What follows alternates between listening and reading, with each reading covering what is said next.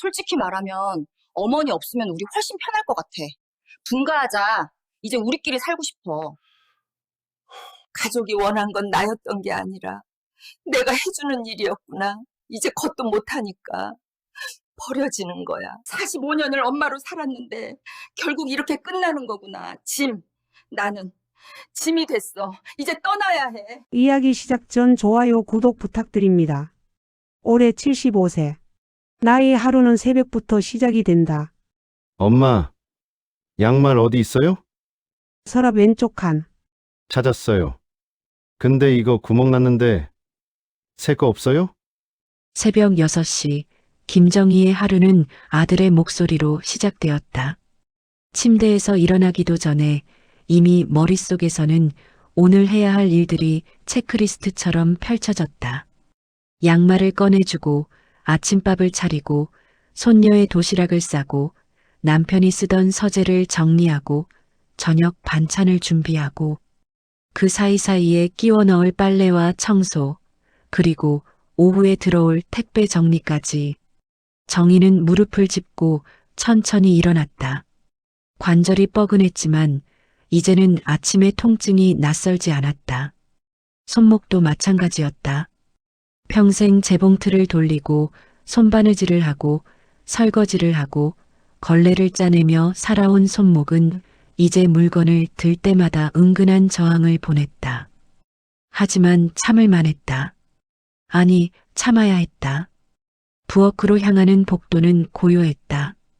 정희는 그 고요함이 좋았다. 아직 가족들이 완전히 깨어나기 전 이 시간만큼은 온전히 자신의 것이었다. 싱크대 앞에 서서 쌀을 씻고 냄비에 물을 받고 가스레인지에 불을 붙이는 동작은 생각하지 않아도 흘러나왔다. 마치 공장의 컨베이어 벨트처럼 정희의 손은 정확하고 효율적으로 움직였다. 김치찌개를 끓이면서 계란말이를 부치고 시금치나물을 무치고 멸치볶음을 한 접시 덜어냈다. 어제 저녁에 미리 만들어둔 밑반찬들이 냉장고 안에서 차례로 꺼내졌다.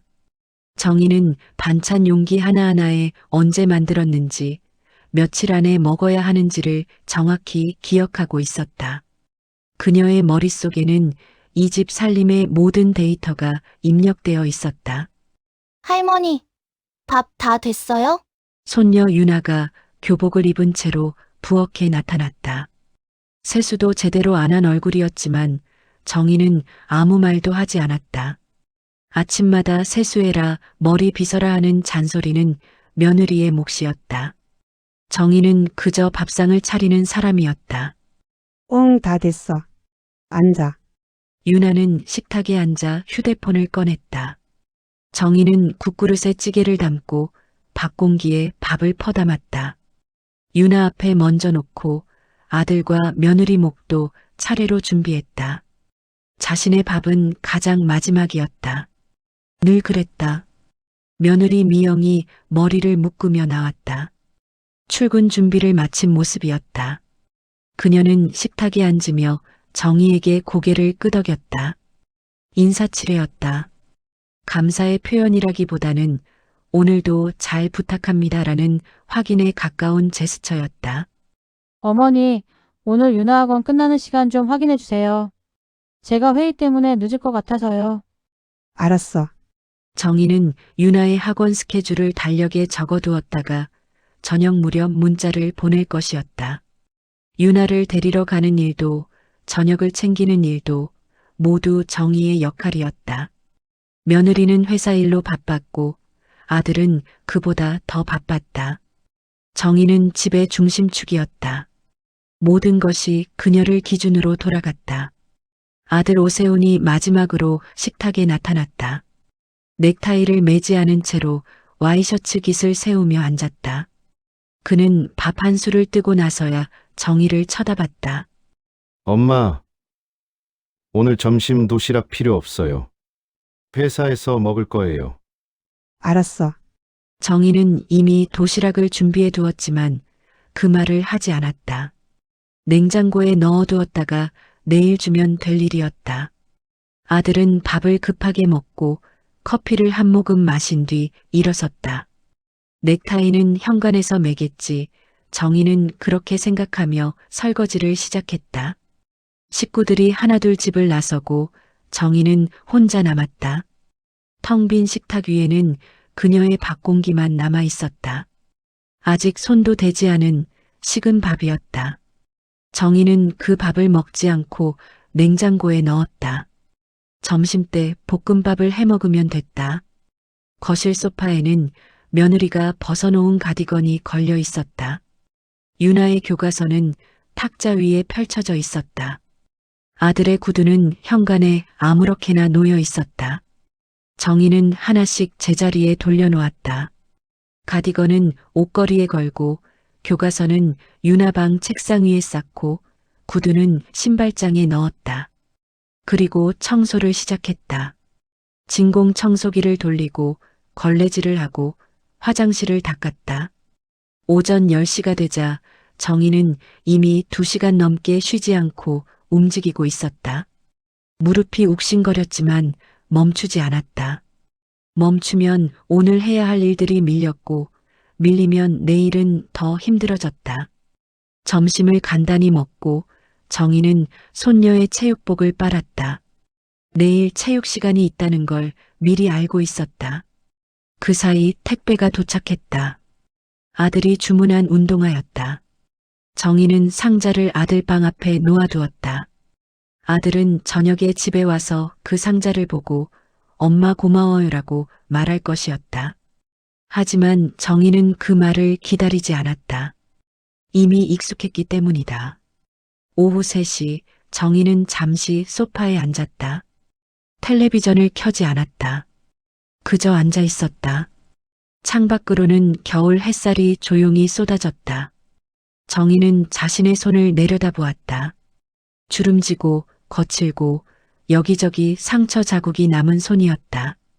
이 손으로 바느질을 하고 설거지를 하고 밥을 짓고 손녀를 안아주었다. 그런데 요즘 들어 정희는 이런 생각을 하곤 했다. 내가 만약 하루 이 집을 비운다면 이 집은 어떻게 될까? 아침밥은 누가 차릴까? 유나의 도시락은 누가 쌀까? 빨래는 누가 할까? 그 질문들은 정희를 불안하게 만들었다. 하지만 동시에 이상하게도 조금은 궁금하기도 했다. 정희는 천천히 일어섰다. 저녁 준비를 시작해야 했다. 가족들은 6시 반이면 돌아올 것이었다. 그때까지 밥상은 차려져 있어야 했다. 정희는 냉장고 문을 열고 오늘 저녁 반찬을 꺼냈다. 그리고 다시 익숙한 동작으로 칼을 들었다. 어머니는 집이 편하시잖아요. 며느리 미영의 말은 부드러웠지만 정희는 그 말 뒤에 숨은 의미를 알아차렸다. 거실 테이블 위에는 놀이공원 할인권 3장이 놓여 있었다. 가족 나들이 계획이었다. 그런데 할인권은 3장뿐이었다. 아들, 며느리, 손녀.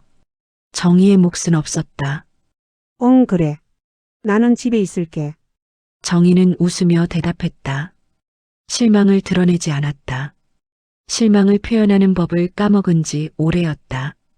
며느리는 안도한 듯 미소를 지었고 아들은 신문을 보며 아무 말도 하지 않았다. 유나만 잠깐 정희를 쳐다봤지만 이내 휴대폰 화면으로 시선을 돌렸다. 정희는 부엌으로 가서 설거지를 시작했다. 손을 움직이는 동안 그녀는 스스로에게 말했다. 괜찮아. 나는 놀이공원 같은 데 가봤자 다리만 아파. 애들끼리 가는 게 더 나아. 그런데 이상하게도 설득이 잘 되지 않았다. 사실 정희는 작년에도 재작년에도 가족 나들이에서 제외되었다. 처음엔 아들이 물었다. 엄마도 갈래요? 하지만 정희는 늘 아니야. 너희끼리 가라고 답했다. 그게 몇 번 반복되자 이제는 아무도 묻지 않게 되었다. 정희의 거절이 습관이 되었고 습관은 곧 당연함이 되었다. 주말 아침 가족들은 들뜬 모습으로 집을 나섰다. 유나는 새로 산 운동화를 신고 미영은 화장을 진하게 했고 세호는 오랜만에 밝은 표정이었다. 정희는 현관까지 나가서 그들을 배웅했다. 문이 닫히는 순간 집은 고요해졌다. 정희는 거실로 돌아와 소파에 앉았다. 창밖으로는 가족들이 차에 오르는 모습이 보였다. 세훈이 운전석에 앉고 미영이 조수석에 앉고 유나가 뒷자리에 앉았다. 차가 출발했다. 정희는 그 차가 모퉁이를 돌아 사라질 때까지 지켜봤다. 집은 너무 조용했다. 정희는 시계를 봤다. 오전 10시. 그들은 저녁 8시쯤 돌아올 것이었다. 10시간. 정희는 그 시간을 어떻게 보내야 할지 몰랐다. 청소는 어제 했고 빨래도 다 널었고 저녁 준비는 오후에 해도 충분했다. 정희는 텔레비전을 켰다. 아침 드라마가 나오고 있었다. 며느리와 시어머니의 갈등을 다루는 내용이었다. 정희는 채널을 돌렸다. 요리 프로그램이 나왔다. 셰프가 복잡한 요리를 만들고 있었다. 정희는 또 채널을 돌렸다. 여행 프로그램이었다. 한 가족이 제주도를 여행하는 모습이 나왔다. 아이들이 웃으며 뛰어다니고 부모는 손을 잡고 걸었다.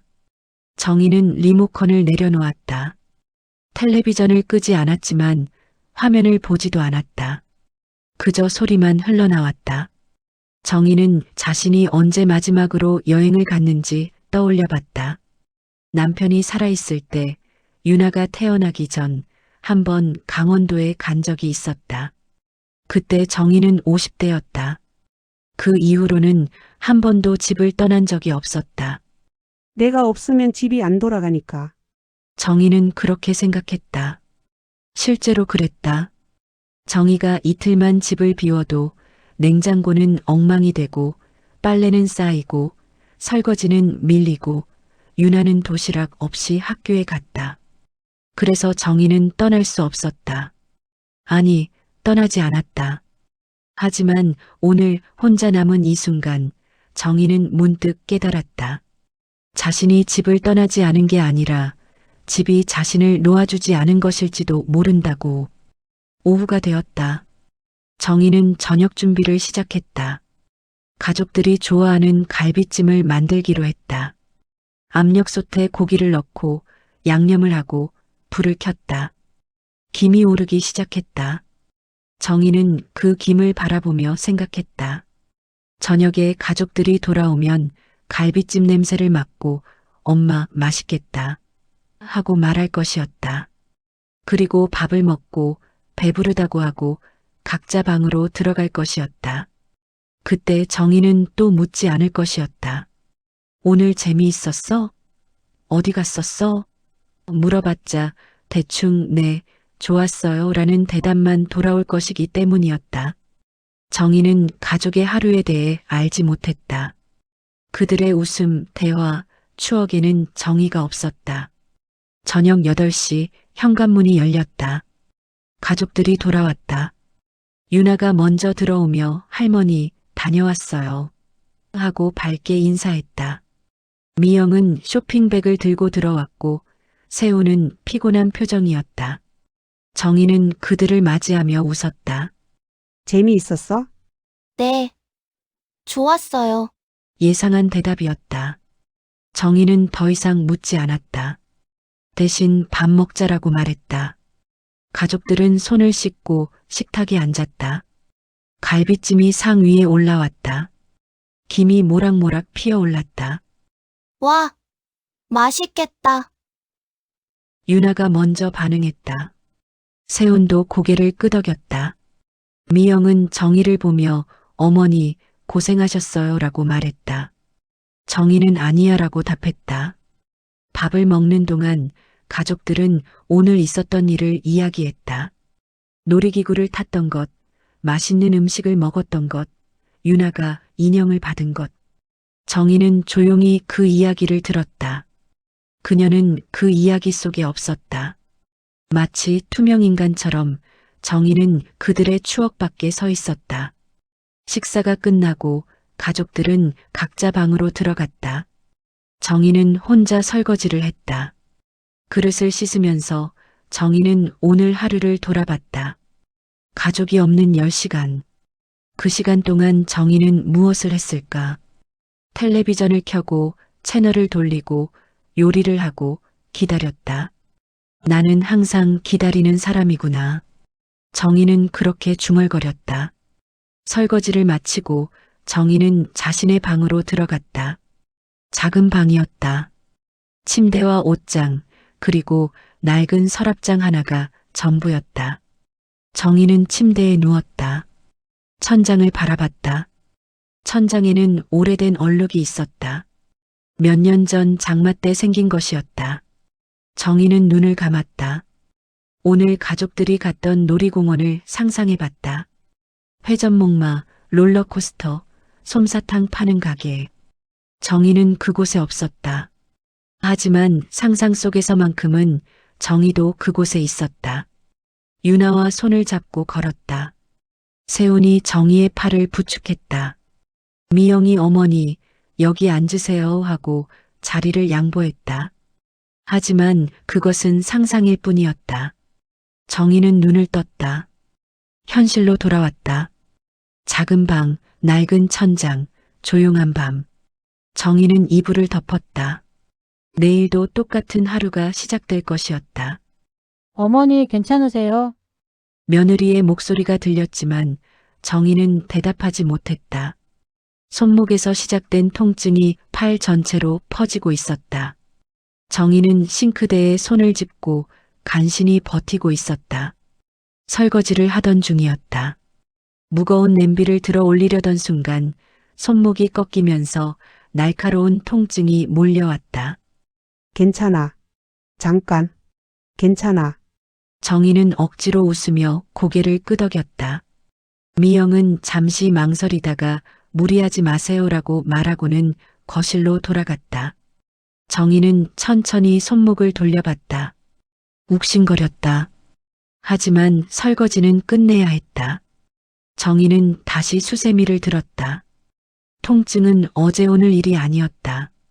몇 달 전부터 손목과 무릎이 조금씩 이상했다. 처음에는 나이 들면 다 그렇지 하고 넘겼다. 하지만 점점 심해졌다.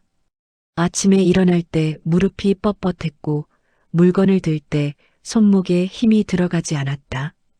그래도 정희는 참았다. 병원에 갈 시간도 없었고 가족들에게 걱정을 끼치고 싶지도 않았다.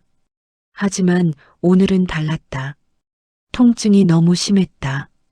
설거지를 마치고 정희는 소파에 앉아 손목을 주물렀다. 부어오른 것 같았다.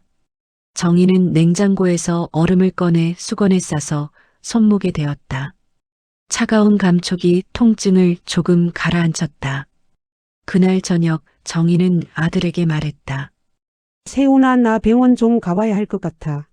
세훈은 텔레비전을 보다가 고개를 돌렸다. 어디 아프세요? 손목이랑 무릎이 좀 안 좋아. 아, 그래요? 그럼 내일 병원 가보세요. 제가 예약해 드릴까요? 아니야, 내가 알아서 할게. 정희는 아들에게 부담을 주고 싶지 않았다. 세훈은 알겠어요. 조심하세요 하고는 다시 텔레비전으로 시선을 돌렸다. 대화는 거기서 끝났다. 다음 날 아침 정희는 동네 정형외과에 갔다. 대기실은 노인들로 가득했다. 정희는 접수를 하고 한참을 기다렸다.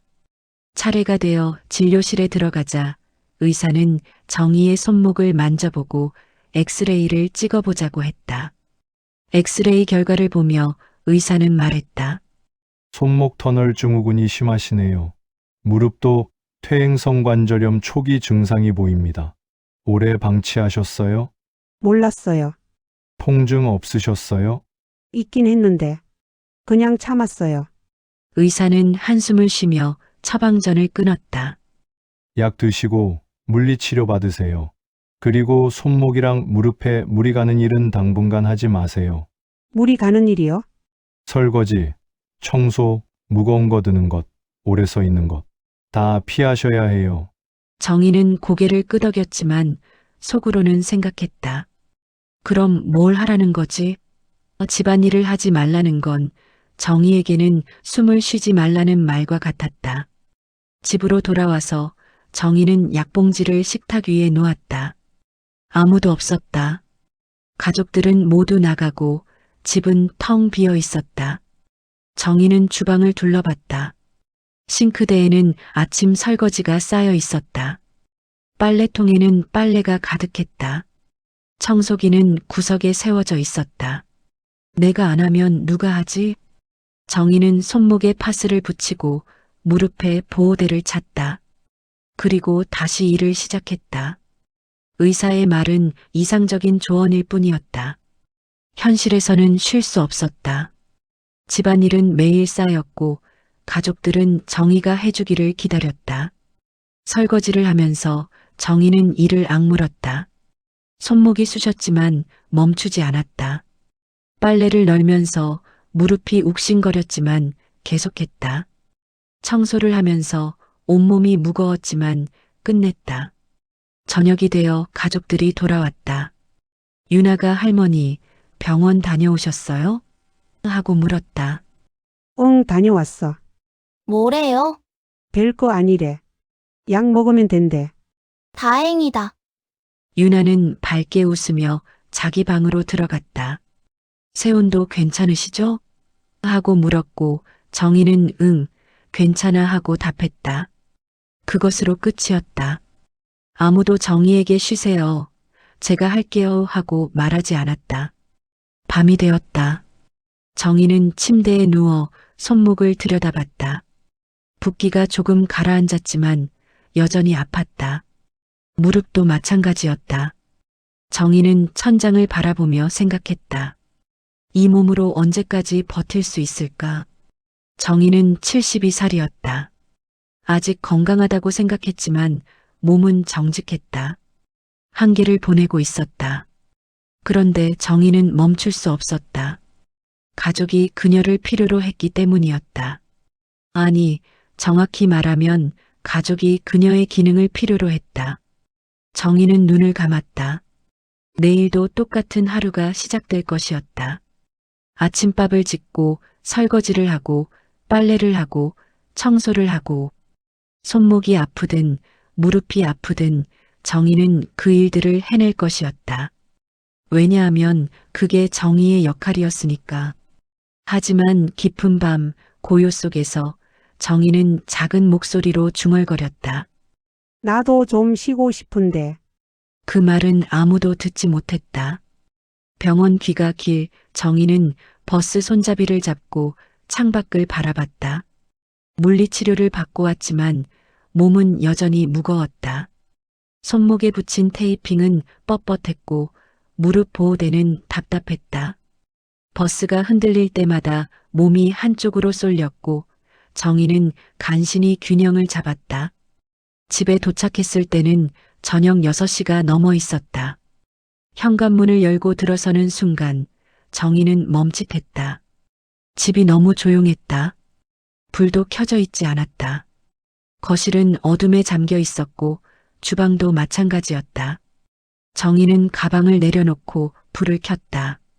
식탁 위에는 쪽지 한 장이 놓여 있었다. 어머니, 오늘 회사 회식이 있어서 늦습니다. 유나는 학원 끝나고 친구네 가서 저녁 먹고 올게요. 저희 저녁은 안 챙기셔도 돼요. 마이너스 미영 올림.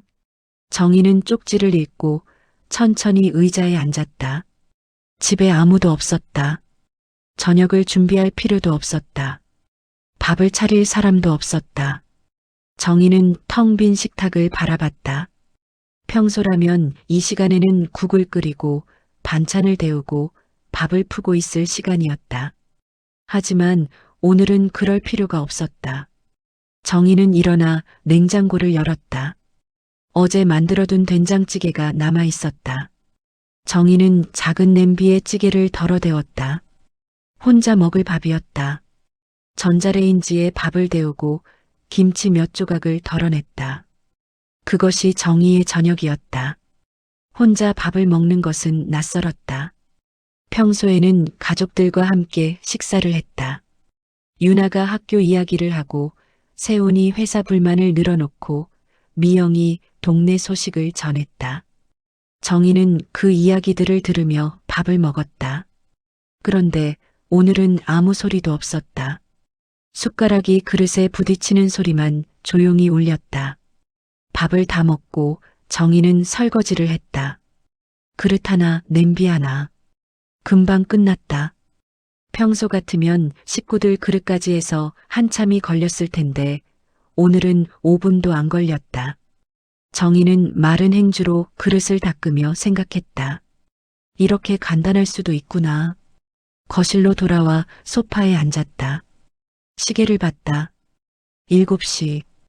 평소라면 가족들이 식사를 마치고 텔레비전 앞에 모여 앉아 있을 시간이었다. 하지만 오늘은 정희 혼자였다. 정희는 리모컨을 들었지만 켜지 않았다. 그저 손에 쥐고 있을 뿐이었다. 집은 고요했다. 냉장고 모터 소리, 시계 초침 소리, 창밖에서 들려오는 차 소리. 정희는 그 소리들을 하나하나 듣고 있었다. 이렇게 집의 소리를 의식한 건 처음이었다. 평소에는 가족들의 목소리, 발소리, 문 여닫는 소리로 가득했었다. 정희는 창밖을 내다봤다. 아파트 단지 안에는 가로등이 켜져 있었고 사람들이 오가고 있었다. 퇴근하는 사람들, 산책하는 사람들, 편의점에서 나오는 사람들, 모두 어딘가로 가고 있었다. 정희는 그들을 바라보며 생각했다. 나는 어디로 가고 있는 걸까? 정희는 평생 이 자리에 있었다. 집안에서 부엌과 거실과 방을 오가며 살았다. 밖으로 나간 건 장을 보러 갈 때, 병원에 갈 때, 손녀를 데리러 갈 때뿐이었다. 그것도 모두 집을 위한 일이었다. 정희 자신을 위한 외출은 거의 없었다. 8시가 되었다. 정희는 자신의 방으로 들어갔다. 침대에 앉아 서랍을 열었다. 오래된 사진첩이 들어 있었다. 정희는 그 사진첩을 꺼내 펼쳤다. 흑백 사진들이 나왔다. 젊은 시절의 정희가 있었다. 25살 결혼 전의 모습이었다. 정희는 그 사진 속의 자신을 오래 들여다봤다. 사진 속 정희는 환하게 웃고 있었다. 친구들과 함께 놀이공원에 갔을 때였다. 정희는 그날을 기억했다. 롤러코스터를 타고 솜사탕을 먹고 밤늦게까지 떠들었던 날. 그때 정희는 자유로웠다. 누군가를 챙기지 않아도 됐고 집안일을 걱정하지 않아도 됐다. 그저 정희 자신이었다. 그런데 언제부터 정희는 나가 아니라 엄마 할머니가 되었을까? 결혼하고 아이를 낳고 살림을 하면서 정희는 조금씩 사라졌다. 이름도 취미도 꿈도 모든 것이 가족을 위해 희생되었다. 정희는 사진첩을 덮고 다시 서랍에 넣었다. 그리고 침대에 누웠다. 천장을 바라보며 정희는 오늘 하루를 떠올렸다. 병원에 갔고 물리치료를 받았고 집에 혼자 돌아왔다.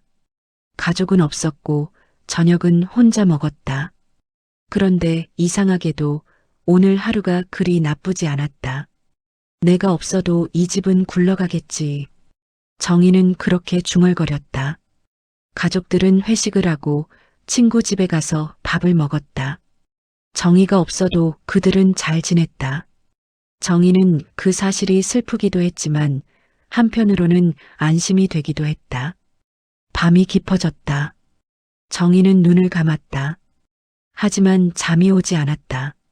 머릿속에는 여러 생각들이 맴돌았다. 내일도 똑같은 하루가 반복될 것이었다. 아침밥을 짓고 설거지를 하고 빨래를 하고 손목이 아프고 무릎이 욱신거려도 정희는 그 일들을 해낼 것이었다. 하지만 그 반복 속에서 정희는 점점 사라지고 있었다. 김정희라는 사람이 아니라 그저 집안이라는 사람이 되어가고 있었다. 정희는 그것이 두려웠다. 나는 언제쯤 나로 살 수 있을까? 정희는 그 질문에 답을 찾지 못했다. 대신 조용히 눈물이 흘러내렸다. 소리 없이 천천히. 정희는 그 눈물을 닦지 않았다. 그저 흐르는 대로 두었다. 정희는 부엌에서 점심 준비를 하고 있었다. 유나의 도시락을 싸고 저녁 반찬을 미리 손질해 두려던 참이었다. 손목은 여전히 아팠지만 정희는 익숙한 동작으로 칼을 들고 감자를 깎고 있었다. 그때 거실에서 며느리와 아들의 목소리가 들려왔다. 평소보다 조금 낮은 목소리였다. 정희는 신경 쓰지 않으려 했다. 부부의 대화에 끼어들고 싶지 않았다. 하지만 물 흐르는 소리가 멈추자 그들의 목소리가 더 또렷하게 들렸다. 그래서 내 말이 그거예요. 미영의 목소리였다. 어머니가 요즘 몸이 안 좋으시잖아요. 병원도 다니시고 손목도 무릎도 그렇고. 응. 그래서? 세운의 대답이 이어졌다. 우리가 분가하는 게 어떨까 싶어서요. 정희의 손이 멈췄다. 감자를 깎던 칼이 공중에서 멈춰섰다. 정희는 숨을 죽이고 귀를 기울였다. 분가? 네. 사실 이 집도 좁고 어머니도 혼자 계시는 게 편하실 것 같아요. 저희는 회사 근처로 이사 가면 출퇴근도 편하고. 그게 무슨 말이야? 엄마 혼자 두고 우리끼리 나가겠다고? 세운의 목소리가 조금 높아졌다. 그게 아니라 어머니를 위해서요. 우리 때문에 집안일 하시느라 힘드시잖아요. 우리가 나가면 어머니도 편하게 쉬실 수 있고. 세운은 대답하지 않았다. 긴 침묵이 흘렀다. 그리고 솔직히 우리도 좀 자유롭고 싶어요. 유나도 이제 크니까 우리만의 공간이 필요한 것 같아요. 미영의 목소리는 조심스러웠지만 단호했다. 정희는 싱크대에 손을 짚고 섰다. 다리가 후들거렸다. 머릿속이 하얘졌다. 분가. 그 단어가 정희의 머릿속에서 메아리 쳤다. 그래도 엄마 혼자 두고 가면 어머니도 동의하실 거예요. 오히려 편하실걸요? 우리 눈치 안 보시고 하고 싶은 거 하시면서 사시면 되잖아요. 하고 싶은 게 뭐가 있어? 엄마는 평생 집안일만 하셨는데 그러니까요. 이제라도 어머니만의 시간을 가지시는 게 좋지 않을까요? 정희는 더 이상 듣고 싶지 않았다. 손에 들고 있던 칼을 내려놓고 부엌을 빠져나왔다. 거실을 지나 자신의 방으로 들어갔다. 세운과 미영은 정희가 듣고 있었는지 모르는 듯했다. 방문을 닫고 정희는 침대에 앉았다. 가슴이 답답했다. 숨이 막히는 것 같았다. 정희는 손으로 가슴을 눌렀다. 하지만 답답함은 가라앉지 않았다. 분가. 나를 두고. 정희는 그 말의 의미를 곱씹었다. 가족이 떠나겠다는 것. 정희를 남겨두고 새로운 삶을 시작하겠다는 것. 물론 며느리의 말대로 정희를 위한 선택일 수도 있었다. 집안일에서 벗어나 편하게 쉬라는 뜻일 수도 있었다. 하지만 정희는 알고 있었다. 그것은 표면적인 이유일 뿐이었다. 진짜 이유는 따로 있었다.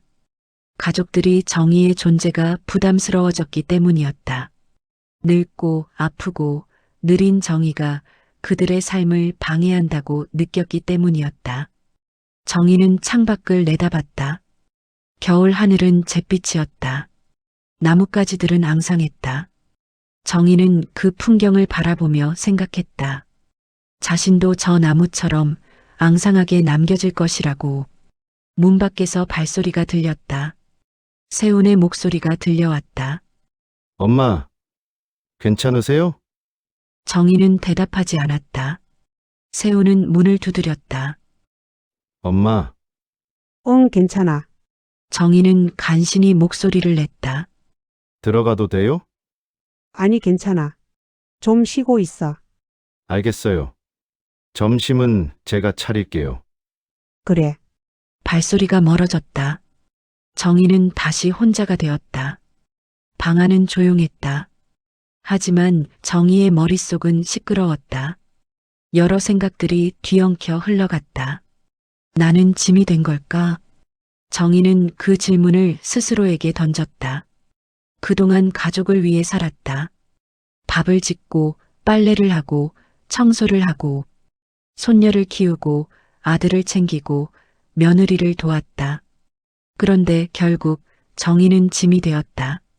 몸이 아프고 느려지고 불편해진 순간 정희는 더 이상 필요하지 않은 사람이 되었다. 정희는 침대에 누웠다. 천장을 바라봤다. 얼룩진 천장, 오래된 집, 오래된 몸, 오래된 삶, 모든 것이 낡아 있었다.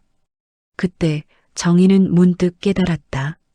가족이 떠나는 것이 아니라 정희가 떠나야 하는 것일지도 모른다고. 이 집에서, 이 역할에서, 이 삶에서 정희는 이미 오래전부터 떠나고 싶었던 것 같았다. 하지만 용기가 없었다. 가족을 버리는 것 같아서, 책임을 져버리는 것 같아서. 하지만 지금 가족이 먼저 그 말을 꺼냈다. 누군가 정희를 남겨두고. 그렇다면 정희도 선택할 수 있는 것 아닐까? 남겨지는 것이 아니라 스스로 떠나는 것. 정희는 천천히 일어나 서랍을 열었다. 통장이 들어 있었다. 정희가 평생 모은 돈이었다. 재봉일을 하며 조금씩 저축한 돈. 많지는 않았지만 혼자 살기에는 충분했다. 정희는 통장을 꺼내 들여다봤다. 그리고 조용히 미소 지었다. 처음으로 정희는 자신만을 위한 선택을 할 수 있을 것 같았다. 정희야, 얼굴이 왜 그래? 동네 목욕탕에서 우연히 마주친 서분옥이 정희의 얼굴을 들여다보며 물었다. 정희는 고개를 저으며 아무것도 아니야 하고 답했지만 분옥은 믿지 않았다. 50년 지기 친구였다. 정희의 표정만 봐도 무슨 일이 있는지 알 수 있었다. 아무것도 아닌 얼굴이 아닌데? 나 좀 봐. 분옥은 정희의 손을 잡고 탈의실 구석 의자로 이끌었다. 주변에 사람들이 있었지만 분옥은 개의치 않았다. 정희는 한참을 말없이 앉아 있다가 작은 목소리로 말했다. 분호가. 우리 애들이 분가한대. 분가. 너 두고. 응. 분옥은 한숨을 쉬었다. 그리고 정희의 어깨를 토닥였다. 그래서 너는 뭐라고 했어? 아무 말도 안 했어. 그냥 들었어. 아니, 너는 왜 맨날 그래? 듣기만 하고 참기만 하고. 내 생각은? 정희는 고개를 숙였다. 대답할 말이 없었다. 자신의 생각이 뭔지 잘 몰랐다. 아니, 생각은 있었지만 말로 꺼낼 용기가 없었다. 분옥은 정희를 한참 바라보다가 단호하게 말했다. 정희야, 너 아직 내 인생 안 살아봤잖아. 뭐? 결혼하고 애 낳고 살림하고 손주 키우고 그게 다 내 인생이었어? 아니잖아. 그건 남 인생 살아준 거지. 정희는 분옥의 말에 가슴이 뜨끔했다.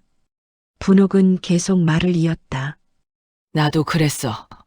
남편 뒷바라지하고 자식들 키우고 근데 남편 먼저 가고 애들 다 출가하고 나니까 나는 뭐가 남았는지 모르겠더라고. 그때 깨달았어. 나는 나를 위해 산 적이 한 번도 없다는 걸. 정희는 분옥을 쳐다봤다. 분옥은 남편을 잃은 후 혼자 살고 있었다. 아들 둘은 모두 외국에 나가 있었다. 1년에 한두 번 연락이 올까 말까 했다. 그런데도 분옥은 늘 밝았다. 등산도 다니고 노래 교실도 다니고 친구들과 여행도 다녔다.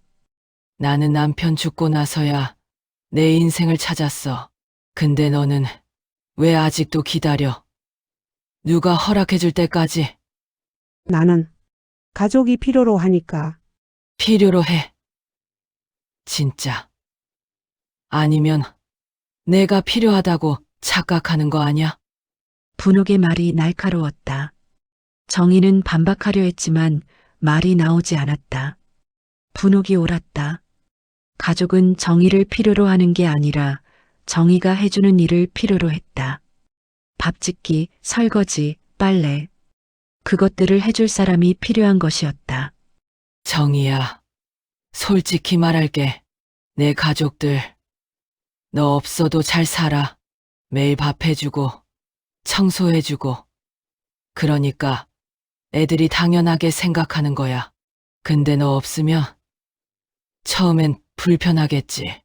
근데 적응해. 다들 그렇게 사는 거야. 정희는 눈시울이 뜨거워졌다. 분옥의 말이 잔인하게 들렸지만 진실이었다. 너는 언제까지 그렇게 살 거야? 70 넘어서까지 남 눈치 보면서. 그럼 나는 어떻게 해야 해? 정희는 떨리는 목소리로 물었다. 분옥은 정희의 손을 꽉 잡았다. 떠나. 내가 먼저. 떠나. 응. 가족이 너 두고 간다면서. 그럼 너도 내 인생 찾으러 가. 혼자서.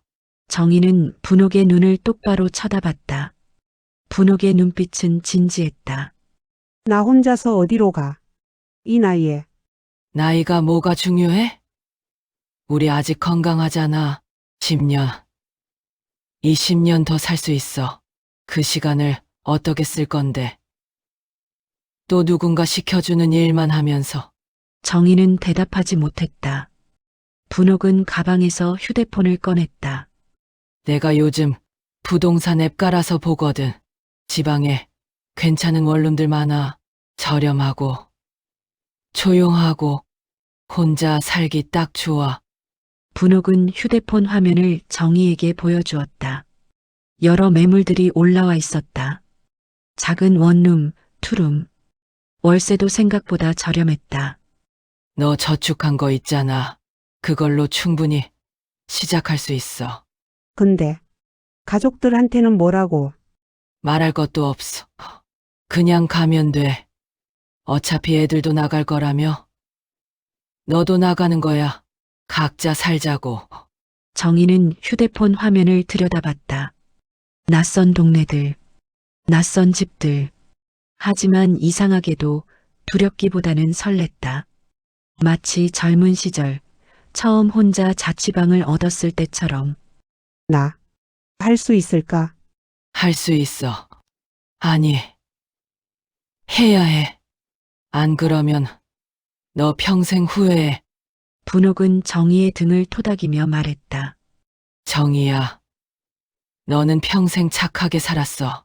누구 하나 서운하게 한 적 없이. 근데 이제는 좀 이기적으로 살아도 돼. 내 행복 좀 찾아봐. 정희는 천천히 고개를 끄덕였다. 분옥의 말이 가슴에 와닿았다.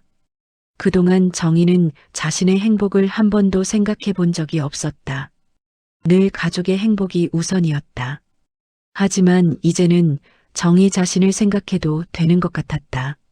목욕을 마치고 집으로 돌아오는 길, 정희는 분옥이 보내준 부동산 정보를 다시 들여다봤다.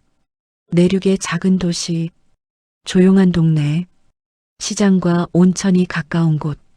정희는 그곳에서의 삶을 상상해봤다. 아침에 일어나서 누구를 위해 밥을 짓지 않아도 되는 삶. 하고 싶은 만큼만 하고 쉬고 싶을 때 쉬는 삶. 아무도 눈치 보지 않고 정희 자신만을 위해 사는 삶. 현관문을 열고 들어섰을 때 집은 여전히 시끄러웠다. 유나가 텔레비전을 보고 있었고 미영은 전화 통화를 하고 있었고 세호는 서재에서 일을 하고 있었다. 아무도 정희가 들어온 걸 알아차리지 못했다. 정희는 조용히 자신의 방으로 들어갔다. 서랍을 열고 통장을 꺼냈다. 그리고 휴대폰을 꺼내 부동산 앱을 설치했다. 서툰 손가락으로 하나하나 검색했다. 매물들이 나왔다. 정희는 그중 하나를 저장했다. 첫 번째 발걸음이었다. 작지만 확실한 발걸음. 정희는 휴대폰을 내려놓고 창밖을 내다봤다. 겨울 하늘은 여전히 잿빛이었지만 조금은 밝아 보였다. 어머니, 그럼 다음 주까지 출장 갔다 올게요. 세훈이 여행 가방을 챙기며 말했다. 회사에서 지방 프로젝트가 생겨서 한 달 정도 출장을 가게 되었다고 했다. 미영도 함께 갔다. 그쪽 지역에 있는 본사 연수 프로그램에 참여하게 되었다는 것이었다. 유나는 학교 방학이니까 언니 집에 맡기기로 했어요. 거기서 사촌들이랑 놀면 좋아할 것 같아서요. 정희는 고개를 끄덕였다. 물어볼 것도 말릴 것도 없었다. 이미 다 결정된 일이었다. 어머니는 괜찮으시죠? 한 달 정도면. 응, 괜찮아. 걱정 마. 식사는 잘 챙겨 드세요. 냉동실에 반찬 많이 해놨으니까 데워 드시면 돼요. 알았어. 미영의 말투는 친절했지만 정희는 그 안에 숨은 안도감을 느꼈다. 한 달 동안 정희를 신경 쓰지 않아도 된다는 안도감. 정희는 아무 내색 없이 웃으며 그들을 배웅했다. 현관문이 닫혔다. 가족들이 모두 떠났다. 세훈과 미영은 출장지로, 유나는 이모네 집으로. 집에는 정희 혼자만 남았다. 정희는 거실에 서서 집안을 둘러봤다. 텅 빈 소파, 정리된 식탁, 조용한 주방. 이 집은 언제나 사람들로 가득했었다. 소음과 발소리와 웃음소리로 가득했었다. 하지만 지금은 고요했다. 정희는 천천히 자신의 방으로 걸어갔다. 그리고 서랍을 열었다. 이미 일주일 전부터 준비해둔 것들이 있었다. 분홍과 함께 알아본 집, 내륙의 작은 도시, 시장 근처 원룸. 계약금은 이미 보냈다. 입주일은 이번 주 토요일이었다. 정희는 큰 가방을 꺼냈다. 오래된 여행 가방이었다. 남편과 여행 갔을 때 샀던 것. 한참 동안 옷장 깊숙이 처박혀 있었던 가방. 정희는 그 가방을 침대 위에 올려놓고 자신의 옷을 꺼내기 시작했다. 많지 않았다. 정희는 평생 옷을 많이 사지 않았다. 몇 벌의 바지, 몇 장의 상의, 속옷, 양말. 그것들을 차곡차곡 가방에 넣었다. 그리고 세면도구, 약, 통장, 도장, 중요한 서류들. 정희의 삶은 작은 가방 하나에 들어갔다. 가방을 다 싸고 나서 정희는 집안을 걸었다. 거실, 부엌, 세훈의 방, 유나의 방, 미영의 옷장. 정희는 그곳들을 천천히 돌아봤다. 이 집에서 보낸 시간들이 주마등처럼 스쳐 지나갔다. 세훈이 태어났을 때, 유나가 처음 걸음마를 했을 때, 명절마다 음식을 준비했던 부엌, 밤늦게 설거지를 하던진 그대. 모든 것이 정희의 손때가 묻어 있었다. 하지만 이제는 떠날 때였다. 정희는 식탁 위에 편지 한 장을 놓았다. 간단하게 썼다. 한 달 동안 다녀올게. 걱정 마. 집은 부동산에 맡겨서 간기 임대 놓을 거야. 집세는 내 통장으로 들어올 거고 나는 잠시 쉬러 간다. 연락은 할게. 엄마가. 편지를 놓고 정희는 현관으로 향했다. 신발을 신고 가방을 들었다. 그리고 문을 열었다. 밖은 추웠다. 겨울바람이 얼굴을 스쳤다. 정희는 뒤를 돌아보지 않았다. 그냥 걸었다. 엘리베이터를 타고 내려갔다. 아파트 단지를 빠져나갔다. 버스 정류장에 섰다. 버스가 왔다. 정희는 버스에 올랐다. 창밖으로 아파트가 멀어졌다. 정희가 20년 넘게 살았던 집, 가족과 함께했던 공간. 그곳이 점점 작아졌다. 그리고 사라졌다. 정희는 가슴이 두근거렸다. 두려움도 있었지만 설렘이 더 컸다. 72년을 살면서 처음으로 정희는 자신만을 위한 선택을 하고 있었다. 기차역에 도착했다. 정희는 표를 끊었다. 내륙으로 가는 기차. 2시간 반 거리였다. 정희는 기차에 올라 창가 자리에 앉았다. 기차가 출발했다. 서울의 풍경이 지나갔다. 빌딩, 아파트, 사람들. 익숙한 풍경들이 흘러갔다. 그리고 점점 바뀌었다. 건물이 낮아지고 하늘이 넓어지고 산이 보이기 시작했다. 정희는 창밖을 바라보며 생각했다. 가족들은 한 달 후 돌아와서 빈 집을 보게 될 것이었다. 편지를 읽을 것이었다. 처음에는 당황할 것이고 화가 날 수도 있었다. 하지만 결국에는 이해하겠지. 정희는 그렇게 믿었다. 기차는 계속 달렸다. 정희는 가방을 무릎에 올려놓고 손으로 쓰다듬었다. 이 가방 안에는 정희의 새로운 시작이 들어 있었다. 2시간 반이 지났다. 기차가 멈췄다. 정희는 일어나 가방을 들고 내렸다. 낯선 역, 낯선 도시. 하지만 정희는 두렵지 않았다. 역 밖으로 나왔을 때 분옥이 서 있었다. 정희는 놀랐다. 분호가 너 어떡해? 내가 안 올 것 같아? 첫날인데. 분옥은 환하게 웃으며 정희의 가방을 받아들었다. 자, 가자. 네, 새 집 구경하러. 두 사람은 나란히 걸었다. 작은 도시의 거리는 조용했다. 시장이 가까웠다. 사람들이 오가고 상점들이 늘어서 있었다. 정희는 그 풍경을 보며 미소 지었다. 새로운 삶이 시작되고 있었다. 원룸은 생각보다 아담했다. 작은 방 하나, 부엌 겸 거실, 그리고 화장실. 햇빛이 잘 들어왔고 창밖으로는 시장 골목이 보였다. 정희는 텅 빈 방 한가운데 서서 주위를 둘러봤다. 어때? 괜찮지? 분옥이 물었다. 정희는 천천히 고개를 끄덕였다. 응. 좋아. 침대랑 냉장고는 내일 배송 온대.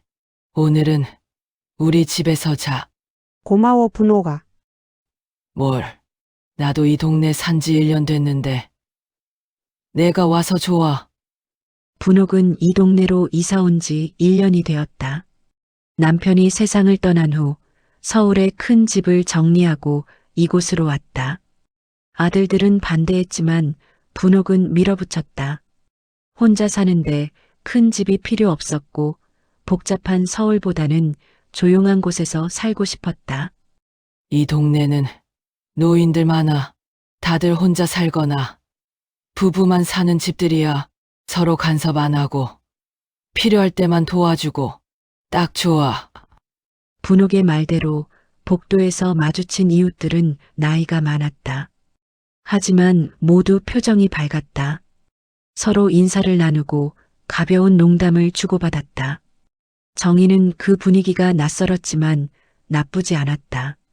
저녁이 되었다. 분옥은 정희를 데리고 시장으로 갔다.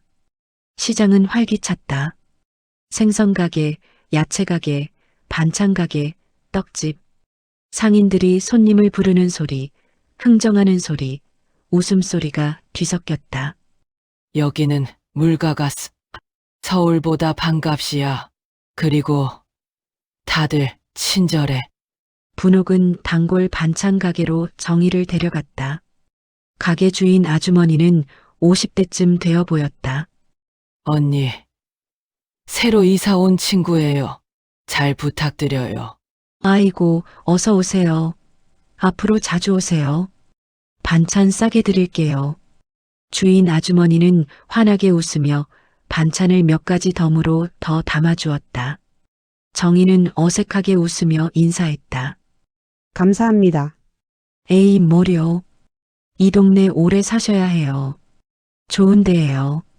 시장을 나와 두 사람은 분옥의 집으로 갔다.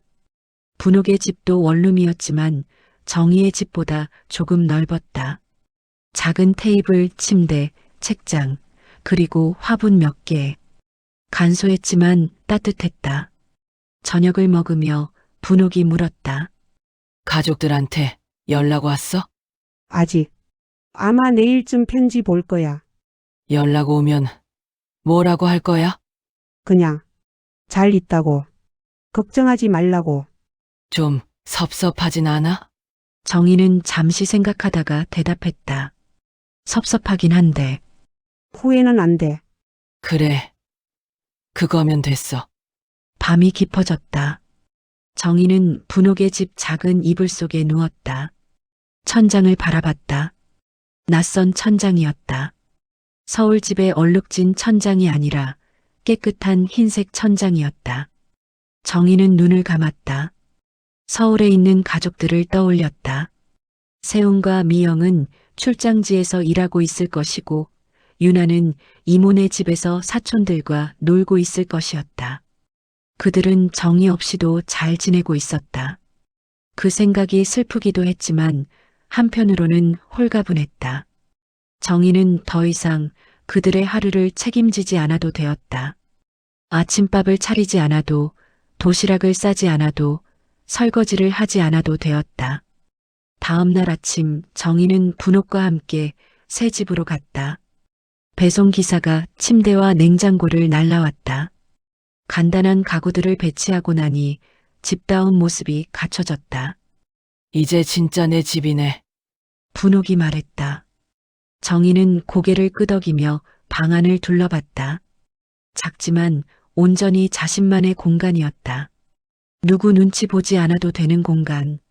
정희는 그 생각만으로도 가슴이 벅찼다.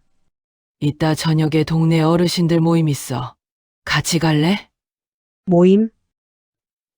응. 한 달에 한 번씩 커뮤니티 센터에서 모여 밥도 먹고 수다도 떨고 재미있어.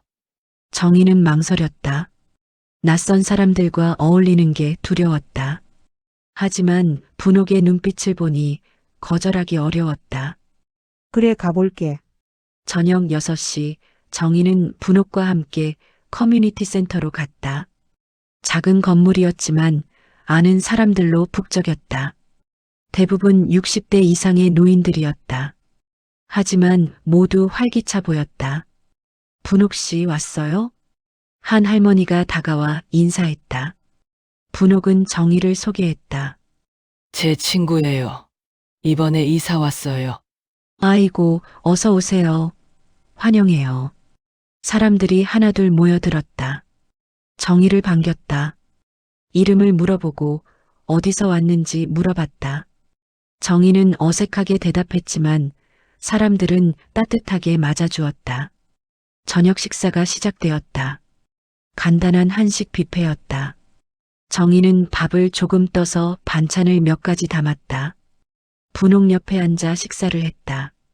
여기 사람들은 다들 혼자 사는 분들이에요? 정희가 조심스럽게 물었다. 옆자리 할머니가 대답했다. 네, 대부분 그래요. 자식들은 다 도시에 나가고 혼자 남았거나 배우자 먼저 보낸 분들이 많죠. 그럼 외롭지 않으세요? 외롭긴 한데 그래도 이렇게 모이면 괜찮아요.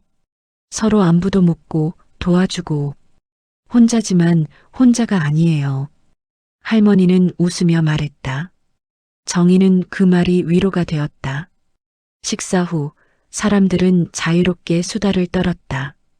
누구는 손주 이야기를 하고, 누구는 건강 이야기를 하고, 누구는 요즘 본 드라마 이야기를 했다. 정희는 조용히 듣고 있었다. 그때 한 할아버지가 정희에게 말을 걸었다. 처음 오셨죠? 적응되면 여기 살만해요. 조용하고 사람들도 좋고. 네, 그런 것 같아요. 저도 작년에 왔는데 처음엔 서울 그리웠어요. 근데 지금은 여기가 더 좋아요. 복잡한 데보다 훨씬 마음 편해요. 정희는 고개를 끄덕였다. 할아버지의 말이 공감되었다. 모임이 끝나고 정희와 분옥은 함께 집으로 걸어갔다. 겨울밤 거리는 조용했다. 가로등 불빛 아래 두 사람의 그림자가 길게 늘어졌다. 어때? 괜찮지? 분옥이 물었다. 정희는 미소 지으며 대답했다. 응, 생각보다 괜찮아. 다행이다. 앞으로 자주 만날 사람들이니까 친해지면 더 좋을 거야. 정희는 자신의 새 집 앞에 섰다. 작은 현관문. 하지만 그 문 너머는 정희만의 세상이었다. 들어가서 쉬어. 내일 또 보자. 응, 고마워. 정희는 문을 열고 들어갔다. 불을 켰다. 작은 방이 환하게 밝아졌다. 정희는 신발을 벗고 침대에 앉았다. 휴대폰을 꺼냈다. 아직 가족들에게서 연락은 없었다. 아마 내일쯤 오겠지. 정희는 생각했다. 정희는 창밖을 내다봤다. 시장 골목에는 아직 불이 켜져 있었다. 늦게까지 장사하는 가게들이 있었다. 사람들이 오가고 일상이 흘러갔다. 정희는 천천히 웃었다. 처음으로 정희는 자신이 선택한 삶을 살고 있었다. 휴대폰이 울렸다. 정희는 시장에서 장을 보고 돌아오는 길이었다. 화면을 보니 세훈이었다. 정희는 잠시 망설이다가 전화를 받았다. 여보세요. 엄마, 지금 어디세요? 세훈의 목소리는 다급했다. 정희는 천천히 대답했다. 나 괜찮아. 잘 있어. 지금 어디냐고요? 집에 아무도 없고 편지만 덩그러니 놓여 있고. 엄마, 무슨 일 있으세요? 아무 일 없어. 편지에 다 썼잖아. 나 잠깐 쉬러 나왔어. 쉬러 나오셨다고요? 갑자기요? 어디로요? 정희는 한숨을 쉬었다. 예상했던 반응이었다. 지방이야. 조용한데. 나 여기서 당분간 살 거야. 뭐라고요? 세훈의 목소리가 높아졌다. 엄마, 농담이시죠? 지금 장난치시는 거예요? 장난 아니야. 진심이야. 진심이라니. 엄마, 정신 차리세요. 갑자기 왜 이러세요? 정희는 멈춰섰다. 길가 벤치에 앉았다. 전화기 너머로 세훈의 거친 숨소리가 들렸다. 세훈아, 나 정신 멀쩡해. 내가 내린 결정이야. 결정이요. 무슨 결정을요? 가족 두고 혼자 나가겠다는 결정요? 너희도 나갈 거잖아. 분가하겠다고 했잖아. 그건 세훈의 말이 막혔다. 정희는 조용히 말을 이었다. 나도 내 인생 좀 살아보려고. 70 넘어서. 엄마, 무슨 소리를. 지금까지 뭐 하신 거예요? 우리 위해서 사신 거잖아요. 그래. 너희 위해서 살았지. 근데 이제는 나 위해서 살고 싶어. 전화기 너머로 침묵이 흘렀다. 긴 침묵이었다. 정희는 기다렸다. 엄마, 제가 잘못했어요. 세훈의 목소리가 갈라졌다. 제가 엄마를 소홀히 대했어요. 당연하게 생각했어요. 미안해요. 정희는 눈시울이 뜨거워졌다. 하지만 참았다. 미안하다는 말 들으려고 나온 거 아니야. 그럼 뭐예요? 엄마는 왜 나가신 거예요? 나도 내 삶을 살고 싶어서. 엄마 삶은 우리랑 함께인 거 아니에요? 정희는 고개를 저었다. 세훈이 볼 수 없지만 저절로 고개가 흔들렸다. 세훈아, 나는 엄마이기 전에 김정희야. 나도 내 이름이 있고 내 인생이 있어. 너희를 사랑해. 정말 사랑해. 근데 나도 나를 사랑하고 싶어. 이제. 세훈은 한참 동안 말이 없었다. 정희는 전화를 끊지 않고 기다렸다. 그리고 세훈이 다시 입을 열었다. 엄마, 주소 알려주세요. 왜? 가볼게요. 엄마 만나러. 안 와도 돼. 아니요. 갈게요. 꼭. 정희는 더 이상 말리지 않았다. 주소를 알려주었다. 전화가 끊겼다. 이틀 후 세훈이 찾아왔다.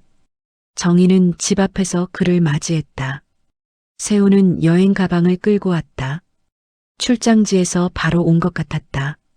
얼굴에는 피곤이 가득했다. 어서 와. 정희는 담담하게 말했다. 세훈은 정희를 보더니 갑자기 고개를 숙였다. 엄마, 정말 죄송해요. 들어와. 밖에서 그러지 말고. 정희는 세훈을 집 안으로 들였다. 세훈은 작은 원룸을 둘러봤다. 침대 하나, 작은 식탁, 냉장고, 그리고 창밖으로 보이는 시장 골목. 여기서 사세요? 응, 작지만 괜찮아. 세훈은 식탁 의자에 앉았다. 정희는 물을 한 잔 따라 주었다. 세훈은 물을 마시지 않고 손으로 컵을 꽉 쥐고 있었다. 엄마, 저희가 정말 잘못했어요. 안다. 엄마를 당연하게 생각했어요. 엄마가 해주시는 게 다 당연한 줄 알았어요. 그래. 다시 집으로 돌아가요. 저희가 잘할게요. 엄마 편하시게 해드릴게요. 정희는 고개를 저었다. 세훈아, 나는 안 갈 거야. 왜요? 여기가 좋아. 여기가 뭐가 좋은데요? 이렇게 작은 방에서 혼자. 혼자라서 좋아. 정희의 말에 세훈은 말문이 막혔다. 정희는 창밖을 바라보며 말을 이었다. 나는 평생 누군가를 챙기며 살았어. 너를 낳고 키우고 유나를 돌보고 밥하고 빨래하고 청소하고 그게 내 일이었어. 근데 여기서는 그럴 필요가 없어. 나 하나만 챙기면 돼. 그게 얼마나 편한지 몰라. 엄마, 세훈아, 나 이기적으로 살아보고 싶어. 늦었지만 세훈은 고개를 떨구고 눈물을 흘렸다. 정희는 아들의 어깨를 토닥였다. 울지 마. 나 괜찮아. 행복해. 제가 엄마를 행복하게 못 해드렸네요. 내 탓이 아니야. 나도 내가 뭘 원하는지 몰랐으니까. 정희는 세훈에게 차를 끓여주었다. 두 사람은 한동안 말없이 앉아 있었다. 창밖으로는 시장 사람들이 오가고 있었다. 상인들의 목소리, 손님들의 웃음소리가 들려왔다. 엄마, 연락은 자주 할게요. 응. 가끔 놀러 와도 돼요? 그럼 미리 말만 해. 윤희도 보고 싶어 할 거예요. 유나한테 할머니 잘 있다고 전해줘. 세훈은 한참을 더 있다가 일어났다. 저 이제 가봐야 해요. 회사에. 그래, 조심히 가. 현관 앞에서 세훈은 정희를 꼭 안았다. 엄마, 사랑해요. 나도. 세훈이 떠나고 정희는 다시 혼자가 되었다. 하지만 마음은 편했다. 아들이 자신의 선택을 이해해 준 것 같았다. 완전히는 아니더라도 조금은. 정희는 창밖을 내다봤다. 겨울 해가 서쪽으로 기울고 있었다. 정희는 외투를 입고 밖으로 나갔다. 시장을 걷고 온천 쪽으로 발걸음을 옮겼다. 걷는 동안 정희는 생각했다. 가족에 대한 사랑은 변하지 않았다. 하지만 이제는 거리가 필요했다. 서로를 위한 거리. 그 거리 속에서 정희는 자신을 찾을 수 있었다. 저녁 무렵 정희는 집으로 돌아왔다. 휴대폰에 유나에게서 문자가 와 있었다. 할머니, 보고 싶어요. 방학 때 놀러 갈게요. 정희는 미소 지으며 답장을 보냈다. 그래, 기다릴게. 할머니도 보고 싶어. 밤이 되었다. 정희는 침대에 누워 천장을 바라봤다. 아들이 다녀갔다. 용서를 구했고 정희는 받아들였다. 하지만 정희의 결정은 변하지 않았다. 이곳이 정희의 집이었다. 작지만 따뜻했다. 온전히 정희만의 공간이었다. 정희는 눈을 감았다. 그리고 조용히 중얼거렸다. 이젠 엄마 말고 김정희로 살고 싶다. 봄이 왔다. 정희가 이 동네로 이사 온 지 석 달이 지났다. 겨울은 지나가고 거리에는 새싹이 돋아나기 시작했다. 시장 골목의 나무들도 연두색으로 물들었다. 정희의 하루는 느리게 흘렀다. 아침에 일어나면 서두르지 않았다. 창문을 열어 공기를 들이고 천천히 세수를 했다. 아침밥도 간단하게 먹었다. 밥을 지을 필요도 없었다. 토스트 한 조각, 우유 한 잔이면 충분했다. 오전에는 라디오를 들었다. 정희는 오래된 라디오를 하나 샀다. 중고가게에서 산 것이었다. 라디오에서는 노래가 흘러나왔다. 옛날 노래들. 정희가 젊었을 때 듣던 노래들. 라디오를 들으며 정희는 뜨개질을 했다. 새로 배운 취미였다. 분옥이 가르쳐 주었다. 처음에는 서툴렀지만 점점 익숙해졌다. 정희는 목도리를 뜨고 있었다. 유나에게 줄 선물이었다. 점심 무렵이 되면 정희는 시장으로 나갔다. 장을 보는 것은 여전히 필요했지만 예전처럼 급하지 않았다. 천천히 가게를 둘러보고 상인들과 이야기를 나누고 구경도 했다. 김 선생님, 오늘은 뭐 사러 오셨어요? 반찬 가게 주인 아주머니가 반갑게 인사했다. 정희는 이제 이 동네 사람들에게 김 선생님으로 불렸다. 정희는 그 호칭이 좋았다.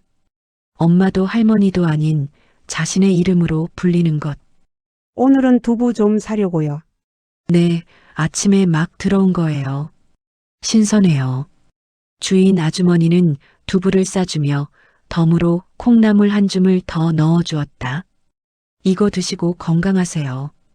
고맙습니다. 정희는 장바구니를 들고 시장을 걸었다. 아는 얼굴들이 많아졌다. 생선 가게 할아버지, 과일 가게 아주머니, 떡집 사장님. 모두 정희를 알아보고 인사했다. 시장을 나와 정희는 공원 벤치에 앉았다. 작은 공원이었다. 노인들이 운동을 하고 아이들이 뛰어놀고 개를 산책시키는 사람들이 오갔다. 정희는 최근 개 한 마리를 입양했다. 유기견 보호소에서 데려온 작은 강아지였다. 이름은 누리였다. 갈색 털을 가진 온순한 강아지. 정희는 누리를 무릎에 올려놓고 쓰다듬었다. 누리야, 날씨 좋지? 누리는 꼬리를 흔들며 정희를 올려다봤다. 정희는 웃으며 누리의 머리를 쓰다듬었다. 누리와 함께 있으면 외롭지 않았다. 오후가 되면 정희는 동네 커뮤니티 센터로 갔다. 노래 교실이 있었다. 정희는 일주일에 2번 노래 교실에 다녔다. 옛날 가요를 배우고 함께 부르고 웃었다. 김 선생님, 오늘 목소리 좋은데요? 선생님이 칭찬했다. 정희는 쑥스럽게 웃었다. 아니에요. 아직 멀었어요. 천만에요. 계속 연습하시면 발표회도 나가실 수 있어요. 발표회. 정희는 그 말에 가슴이 두근거렸다. 평생 무대에 서본 적이 없었다. 하지만 이제는 해볼 수 있을 것 같았다. 노래 교실이 끝나고 정희는 분옥과 차를 마셨다. 센터 옆 카페에서 둘이서만. 어때? 여기 생활 적응됐어? 분옥이 물었다. 정희는 고개를 끄덕였다. 응. 정말 좋아. 다행이다. 처음에는 걱정했는데 나도 처음엔 불안했어. 근데 지금은 이게 내 삶인 것 같아. 가족들은 어때? 가끔 연락해. 세훈이가 한 달에 한 번씩 와. 유나는 방학 때 왔다 갔어. 그래. 어땠어? 좋았어. 유나가 할머니 많이 변했다고 하더라고. 어떻게? 밝아졌다고. 웃는 게 많아졌대. 분옥은 빙그레 웃었다. 맞아. 너 요즘 많이 웃어. 그래? 응. 예전에는 웃어도 뭔가 무거운 느낌이었는데 지금은 진짜 행복해 보여. 정희는 차를 한 모금 마시며 생각했다.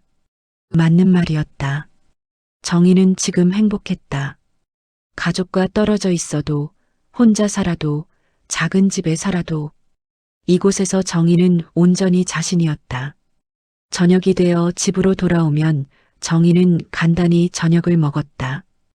혼자 먹는 밥이었지만 외롭지 않았다. 라디오를 틀고 누리와 함께 식탁에 앉았다. 저녁을 먹고 설거지를 하고 누리와 산책을 나갔다. 동네 한 바퀴를 천천히 걸었다. 가로등 불빛 아래 정희와 누리의 그림자가 나란히 걸어갔다.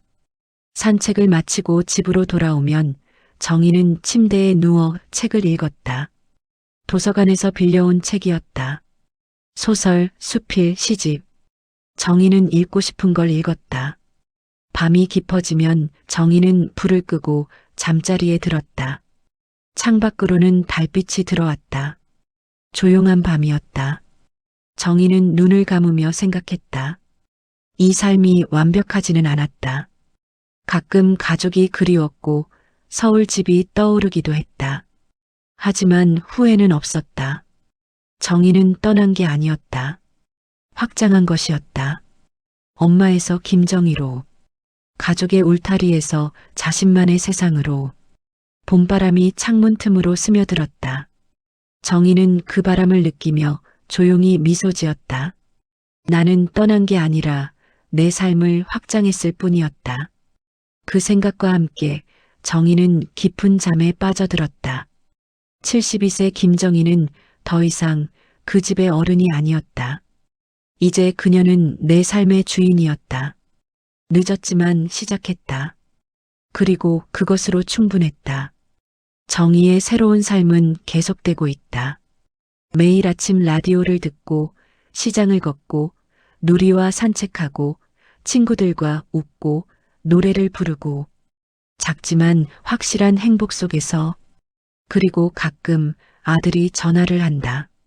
엄마, 잘 지내세요? 응, 잘 지내. 보고 싶어요. 나도. 이번 주말에 올래? 네, 갈게요. 전화를 끊고 정희는 창밖을 바라본다. 봄이 왔고 여름이 올 것이고 가을이 오고 겨울이 다시 올 것이다.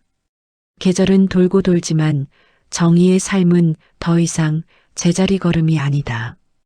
정희는 지금 자신의 이름으로 살고 있다. 김정희로.